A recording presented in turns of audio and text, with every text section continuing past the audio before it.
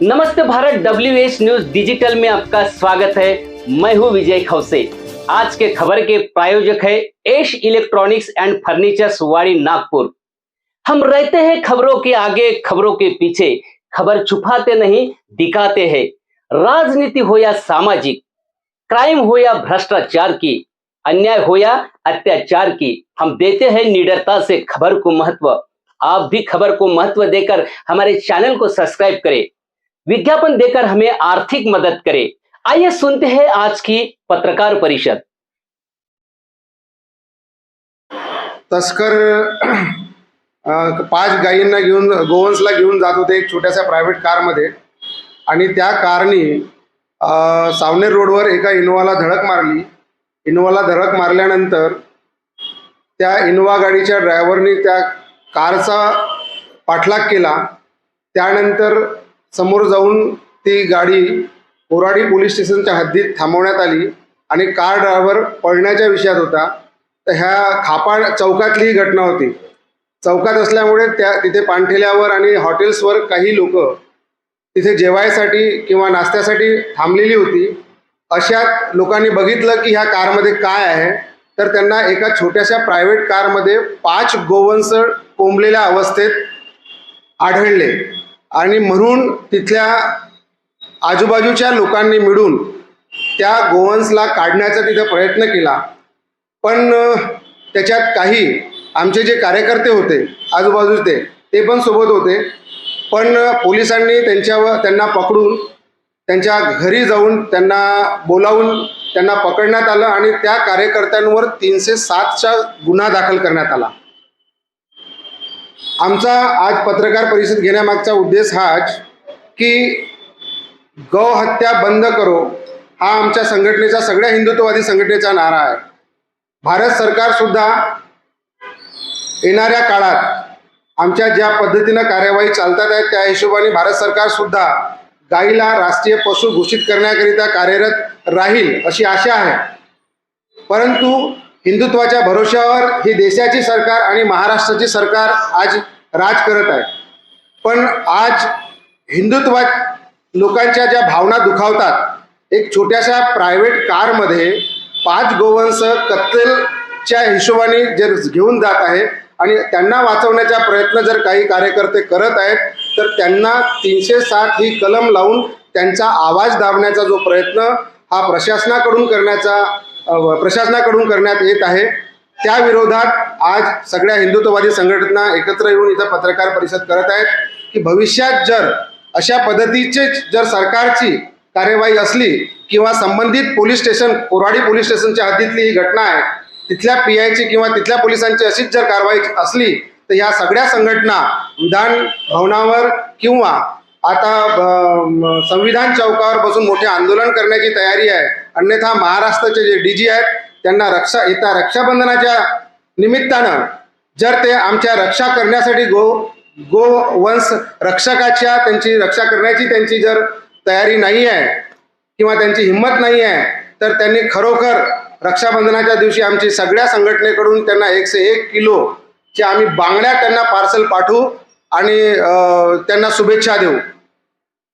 म्हणून आज आमच्या कार्यकर्त्यांवर जी 307ची कलम लावण्यात आलेली आहे, आमचा ह्या पत्रकार परिषद घेण्यामागचा उद्देश एकच आहे की कार्यकर्त्यांवर 307 ही कलम हटवण्यात यावी, अन्यथा ह्या संघटना एक मोठं आंदोलन करण्याच्या तयारीत राहतील।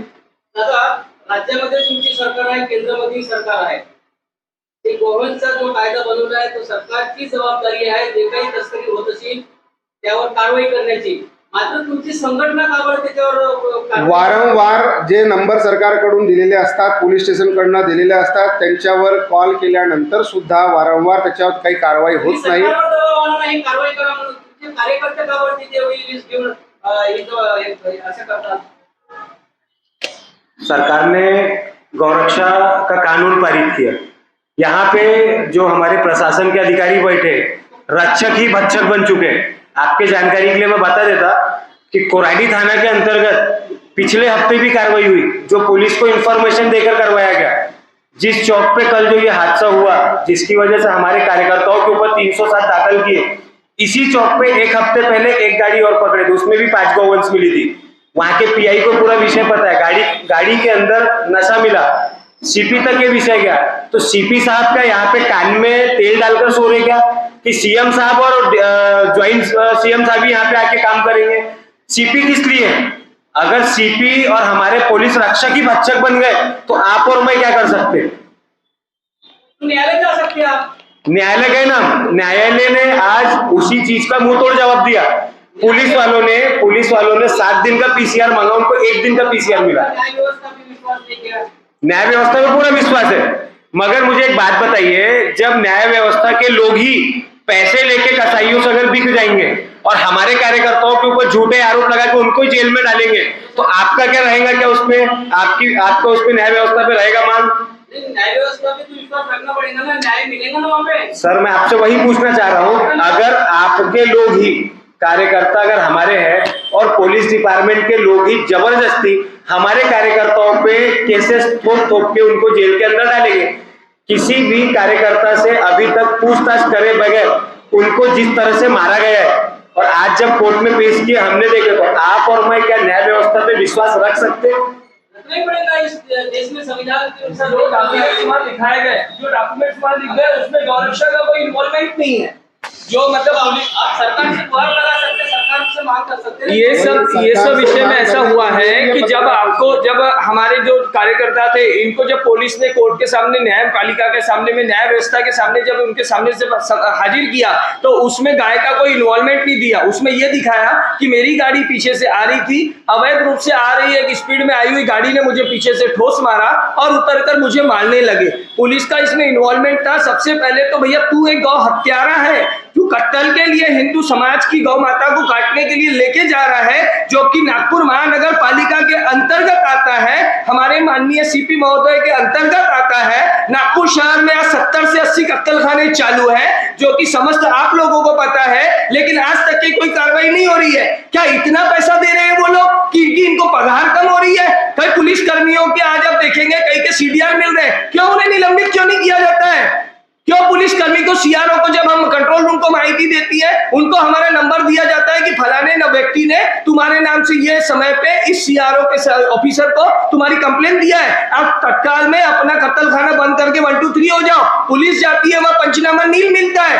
कहां गई वो हमारा गौवंश? कहां गया हमारा सोया हुआ हिंदू? कहां गया हमारे पत्रकार बंधु? कहां गई हमारी वो पुलिस? सिर्फ पैसे के चक्कर में प्रशासन खत्म हुआ है, जिसके लिए आपकी ना कलम की ताकत चल रही है, ना हमारी धर्म की ताकत चल रही है। आज हम इन सबको रोकना है, तो सबने मिलकर के एक प्रयत्न करना पड़ेगा। नागपुर गौ हत्या मुक्त हो। माननीय सीपी साहब महोदय के घर पे गौवंश है। पिछले कुछ दिनों पहले मैंने उनका एक बहुत अच्छी ईद के समय पे मैंने खुद ने 600 गौवंश बचाने का प्रयत्न किया था और उन्होंने मुझे बहुत अच्छा रिस्पॉन्स किया। लेकिन कल उन्होंने ये क्यों नहीं किया? कल बल्कि उनका कर्तव्य था, जो बच्चों का कल वर्तमान खराब हुआ है, कल उन बच्चों का भविष्य खराब हुआ है, क्योंकि बच्चों की अभी तक की शादियां नहीं हुई है।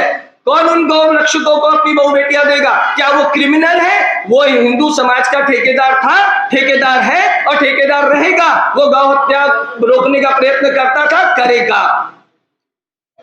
भाई उससे वो अवैध जो अनियंत्रित गाड़ी थी, उसने पीछे चलते हुए खापा की तरह इनोवा गाड़ी को ठोस मारा। उसका इंश्योरेंस क्लेम उसने व्यक्ति ने किया हुआ है, उसको बुलाने का चालू है। उनको हम लोग बुलाएंगे, उसके फोटो कुछ देर में आ जाएगा, आप सब लोगों को व्हाट्सएप पे मिल जाएगा। पुलिस स्टेशन खापा के अंतर्गत वो कार्रवाई चालू है उसकी एक्सीडेंट की। सवार को उड़ा दिया, उसका वीडियो अभी भी मेरे पास है, मैं आपको दिखाने में सक्षम हूं। पुलिस ने उस व्यक्ति के ऊपर क्यों नहीं गुना दाखिल किया? आज सवारी गाड़ियों पे ट्रांसपोर्टेशन हो रहा है, आप अपने घर में इतना प्यारा अपना गौवंश पाल करके रख रहे हैं, आप अपनी नींद सो रहे हैं, गौवंश को वो लोग चुरा करके लेके जा रहे हैं। पुलिस मिसिंग का रिपोर्ट डालती है, क्या पुलिस के पास ताकत नहीं है कि वो चोरी का रिपोर्ट डाल सके? ये जो पुलिस वाले जो गाय को पकड़ते हैं, गौ माता को जब पकड़ते हैं, हाँ। तो उनको फिर वहाँ पे यानी गौ रक्षा में रख देते हैं। हाँ। उसके बाद जब पंचनामा होता है, जब उनके मालिक वर्ग जाते हैं, तो उनको वो गाय नहीं मिलती। क्या क्या क्या कारण है? वो यानी खो जाती है वहां से, और पता चलता है कि गाय ही नहीं है। तो वहां से गाय कहाँ जाती है? आपके पास अगर ऐसा कोई, ये जो है ये एक गौ हत्यारे और गौ तस्करों के बीच में आप लोगों को असमंजस की एक प्रक्रिया की गई है। अगर आप ये चाहते हैं कि आपका गौवंश अगर पुलिस ने कार्रवाई के तहत उठाया है, गौशाला में जमा कराया गया, उसकी पूरी एंट्री गौशाला में होती है। अगर आप अपने तबेले का फोटो अगर वहां दिखाएं, आपके पास बरोबर डॉक्यूमेंट्स है, तो कोई भी गौशाला वाला आपका गौवंश नहीं रख सकता। कत्ल करने के लिए जो गौवंश लेके जा सकता है वो एक बोलेरो में क्रूरता पूर्वक 15-15 20-20 लेके जाता है। कहा जा रहा है, हम नहीं कह रहे, हाँ, कहा जा रहा है और न्यूज भी आई थी ऐसे हाँ, कि गौशाला से ही गौ माता का यानी बेची जा रही है, हाँ। ये बताया जा रहा है। अगर आप उसमें खास करके कुछ बजरंग दल के युवाओं का भी नाम आया है, क्या ये सच है? अगर आप चाह रहे हैं, ये असमंजस की घटना है, ये लोग इसीलिए कह रहे हैं। देखिए, ये पुरानी बातें हैं हिंदुओं में कि फूट डालो और राज करो, ये अंग्रेजों की नीति है, ये आपकी और मेरी बनाई हुई नीति नहीं है। ये लोग चाहते हैं कि ये समाज को बताते हैं बजरंग दल वाले करप्टेड है, बजरंग दल वालों को बताते हैं विश्व हिंदू परिषद वाले करप्टेड है, दोनों को बताते हैं बीजेपी वाले करप्टेड है, तीनों को बताते हैं शिवसेना वाले करप्टेड है, चारों को बताते हैं कि भैया आपका महाराष्ट्र नवनिर्माण सेना के कुछ कार्यकर्ता करप्टेड है। अरे भाई, सब करप्टेड है तो ये काम कर क्यों रहा है? अगर गौरक्षक अगर संरक्षक बन जाएगा तो गौरक्षा रोड पे करेगा कौन? हमारा काम है गौरक्षा करना, पुलिस का काम है उस जिस गौशाला दे रहा है उसका पूरा रिकॉर्ड करना, और वो गौशाला में बरोबर व्यवस्थित है कि नहीं है, ये सब काम गौ सेवा आयोग का बनाया हुआ है, गौरक्षा संवर्धन आयोग बना हुआ है, महासंघ बनाया हुआ है, ये सब रिस्पॉन्सिबिलिटी उनकी है, ये गौरक्षक की नहीं है। गौरक्षक अपनी जान पे खेल के बिना पुलिस की मतलब वो प्रोटेक्शन लिए आज रास्ते में गौशाला जो कटने के लिए जो गौवंश जा रहा है उसको बचाने का प्रयत्न कर रहा है, पूरा ठेका गौरक्षक ने नहीं लिया है। आप समझिए, आपको एक पत्रकार है, आपको रिपोर्ट लेकर के, आपका भी एक औहदा है, आपको लेकर के प्रेस तक के पहुंचाना है, एडिटर उसको आगे एडिट करेगा। समझ रहे हैं आप मेरी बात? एक व्यक्ति का एक औहदा होता है, हमारा औहदा जो कल कार्यकर्ताओं का था, कौन सी संगठन से? मैं गौ विज्ञान अनुसंधान केंद्र से। अलग-अलग संगठन। हम लोग अंतर्राष्ट्रीय हिंदू परिषद, राष्ट्रीय बजरंग दल, बजरंग दल है, विश्व हिंदू परिषद है, अखंड भारत विचार मंच।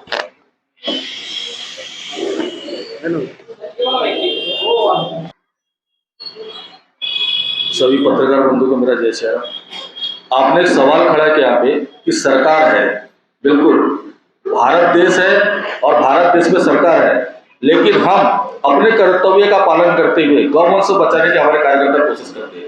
वो इसीलिए क्योंकि सरकार हर जगह ध्यान नहीं दे सकती। तो सर कानून हाथ में लेके कानून, हाँ वही बात पे आ रहा था मैं, हम कानून हाथ में कभी नहीं लेते।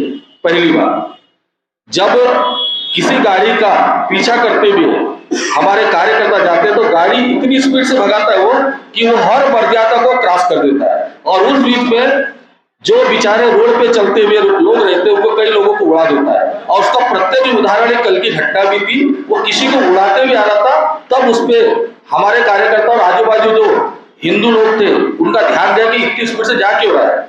जब उसको पकड़े तो पता चला उस पर गौवंश था। तो ऐसी घटना इसलिए होती है कि सामने से जो गैर कानूनी तरीके से अवैध धंधा करते हैं तस्करी का, गौवंश तस्करी का, तो वो आजू बाजू सड़क पे चलते बेचारे असहाय लोगों का भी ध्यान में नहीं रखते।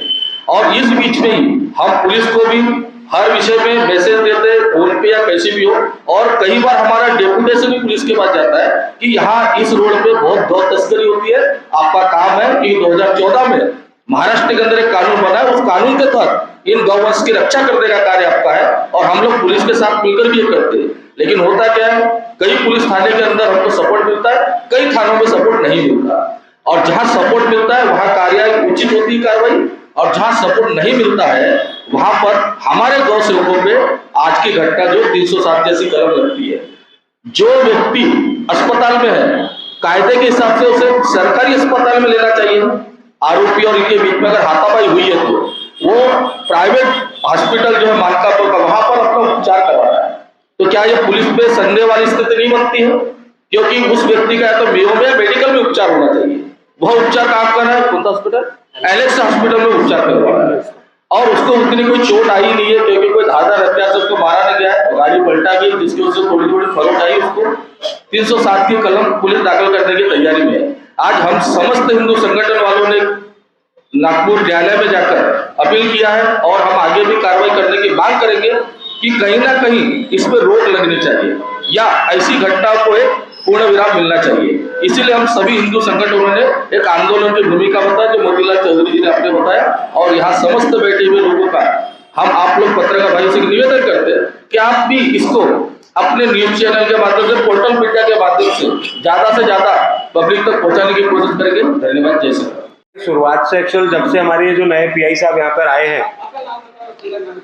विक्की पांडे, अखंड भारत विचार मंच और साथ में एक गौरक्षक और हिंदू युवा कार्यकर्ता, कोराडी पुलिस स्टेशन का जो एक विषय चल रहा है कंटिन्यू लगातार, पिछले 1.5-2 महीने से वहां पे लगातार कार्रवाई हम लोग कर रहे हैं। कार्रवाई भी पुलिस को जानकारी देके की जाती है, बाकायदा सीआरओ के नंबर पे फोन किया जाता है 0712-256-1222। ये कंट्रोल रूम का नंबर है। 100 पे जब हम लगाते हैं या 112 पे तो कंटिन्यू बिजी आता, इसलिए ये नंबर हम लोग कॉल करके उनको बताते हैं, जहाँ रिकॉर्डिंग होती है। हमारे फोन में भी रिकॉर्डिंग है। बताने के बाद भी कोई नाकाबंदी नहीं होती, कोई गाड़ी नहीं रोकी जाती, जिसके बाद जो कार्यकर्ता पीछे करके जो गाड़ियों का पीछा करते आते हैं कि भाई पुलिस रोकेगी, वो नहीं रोकता तो क्या करता, कार्यकर्ताओं के ऊपर चढ़ा जाता है। उसका एग्जाम्पल जीतू जी कुंदवानी खुद है। उनकी कई बार, अनेक बार उनकी गाड़ियां फोड़ी गई, अनेक बार उनके ऊपर हमले हुए। एक एग्जाम्पल मैं खुद सामने बैठा हूँ, मेरे घर पे कई बार अनेक हमले हुए और हमारी गाड़ियां फोड़ी गई। तो कार्यकर्ता कभी भी अपने जान को जोखिम में नहीं डालता, ना कभी कानून को हाथ में लेता, वो कानून को बता के करता, मगर कानून ही उसमें नहीं कूदता। जहां पे ये हादसा हुआ वहां पे आप अगर उस रोड से अगर आप जाते होंगे, जैसे हमारे यहाँ पत्रकार बंधु बैठे, अगर आप उस रोड से कभी आप जाओ तो आपको 365 दिन वहां पे नाकाबंदी मिलेगी। कोराडी नाके पे 365 दिन नाकाबंदी मिलेगी, सुबह शाम, इवन रात के 11 बजे तक। रात के 11 बजे तक वहां नाकाबंदी रहती। मगर होता क्या है कि वो सिर्फ नाकाबंदी किस लिए रहती, जो हमारे गरीब बेचारे भाई नौकरी से जब छूटते, ऑफिस से छूटते, रात में 11 बजे जब वो वहां से निकलते और अगर सर पे एक हेलमेट नहीं है ना, तो उसको रोक के 500 रुपए वसूलने के लिए।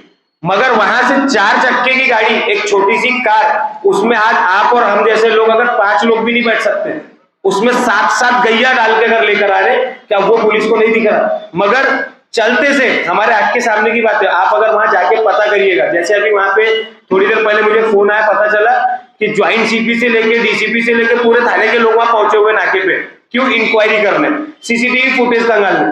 तो मैं आपके जरिए और आप लोगों से भी विनती करूंगा कि सीसीटीवी फुटेज में सिर्फ ये मत चेक करो, सीसीटीवी फुटेज में वो बाकी दिन की नाकाबंदी भी चेक करो, जो वहां से गाड़ियां पास होती है और जानवर लेकर जाते हैं और पैसे की बंडल ऐसा पुलिस वालों के गोद में फेंक के जाते हैं, वो भी चेक करो। और ऐसे पुलिस वालों को और ऐसे गद्दार और निकम्मे पुलिस वाले को मुझे कोई फर्क नहीं पड़ता, ना कोई डर पड़ा।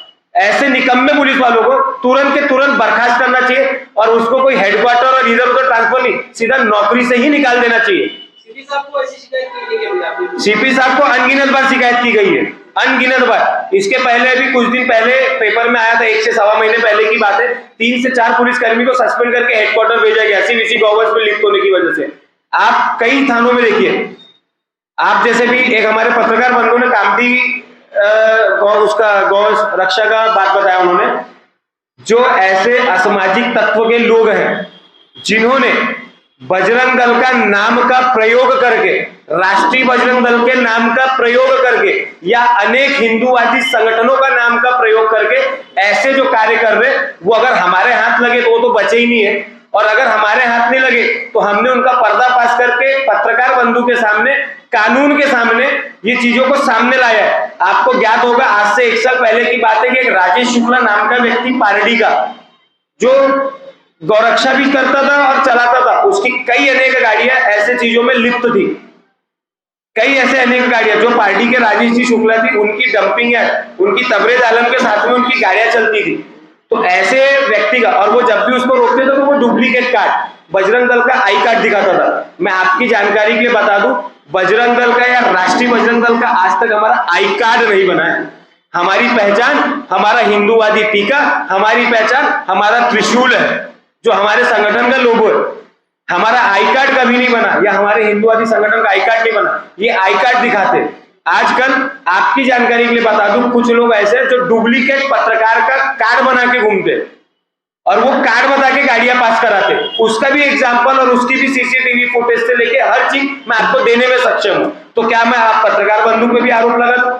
ऐसे लोग हमारे संगठन के ऊपर या पत्रकार बंधुओं का नाम खराब करके ये कार्य करते, तो उनका भंडा फोड़ने का भी तरीका आप जैसे पत्रकार बंधुओं का है और हमारे जैसे कार्यकर्ता होता है, उसका ब्लेम हमारे किसी संगठन में आप लगा दे, ये गलत है और ये अनुचित है। अभी अगला कदम क्या रहेगा सर? अगला कदम अभी सीधा सीधा ये, मैं एक अपने युवाओं की तरफ से, बाकी हमारे प्रमुख पदाधिकारी बैठे, हमारे अंतर्राष्ट्रीय हिंदू परिषद के, गौरक्षण परिषद के भी हैं, युवाओं के तरफ से मैं आपको बता दूं, जो अभी हमारे 4 या 5 कार्यकर्ता जो अभी हमारे कोराडी पुलिस स्टेशन में अरेस्ट हुए, और कुछ 20 से 25 अज्ञात हमारे कार्यकर्ता, अज्ञात नाम नहीं है, अज्ञात कार्यकर्ताओं को 360 दाखिल किया। वो 360 भी कल प्रेशर में आके पैसों की देन के नीचे दब के लगाया गया, क्योंकि पहले 324 दाखिल हुई थी। कभी भी मारपीट 360 कब दाखिल होता, जब सर पे या कोई घाव हो या कोई तीक्ष्णधार हथियार से मारा गया हो, ऐसी चीजों में 360 लगती। जो फिरियादी है, पहली बात तो फिरियादी नहीं, वो आरोपी है, क्योंकि उसने एक ट्रांसपोर्टेशन प्राइवेट गाड़ी में गाय की तस्करी किया, उसको तुमने सिक्योरिटी मुहैया करा के उसको अस्पताल में एडमिट करके उसको वहां एडमिट किया, उसके खिलाफ कोई कार्रवाई नहीं हुई अभी तक। और हमारे कार्यकर्ताओं पर 307 रात में फिर से वो 324 को बदल के दाखिल गए। अब रही बात कार्रवाई की, अगर ये 360 की कार्रवाई हमारे कार्यकर्ताओं पर से नहीं हटी, या इसके आगे एक भी हमारे कार्यकर्ताओं को अगर हाथ लगाया गया, या जो मेरे 5 कार्यकर्ता उस थाने में बंद है उनको अगर एक भी खरोच आई, तो आने वाले ये शनिवार और रविवार कभी भी, कल उनका पीसीआर है, कल उनका पीसीआर कटेगा, जज साहब का या कानून व्यवस्था का क्या रहता है आदेश, वो हम देखेंगे। उसके बाद माननीय श्री मुख्यमंत्री जी के पास हमारी बाकी की टीम जाएगी, उप मुख्यमंत्री साहब के पास जाके डेपुटेशन देंगी, उनसे अनुग्रह करेंगे। अगर उन्होंने हमारे हिंदुओं की, हमारे कार्यकर्ताओं की बात सुनी तो ठीक, वरना नागपुर शहर में एक तीव्र आंदोलन का रूप अब युवाओं के साथ में होगा। उसके लिए आमरण अनशन भी अगर करना पड़ेगा तो हम करेंगे, मगर अब नागपुर को गौवंश हत्या मुक्त बना के रखेंगे। ये हमारे युवाओं का प्रण है, बाकी हमारे संगठनों का प्रण। दोस्तों, खबर देखने के लिए आपका शुक्रिया। आज के लिए बस इतना ही, फिर मिलेंगे नए खबर के साथ, तो बने रहिए WH न्यूज के साथ। चैनल को लाइक सब्सक्राइब करें, फेसबुक इंस्टाग्राम पर फॉलो करें, विज्ञापन देकर हमें आर्थिक सहयोग करें। धन्यवाद।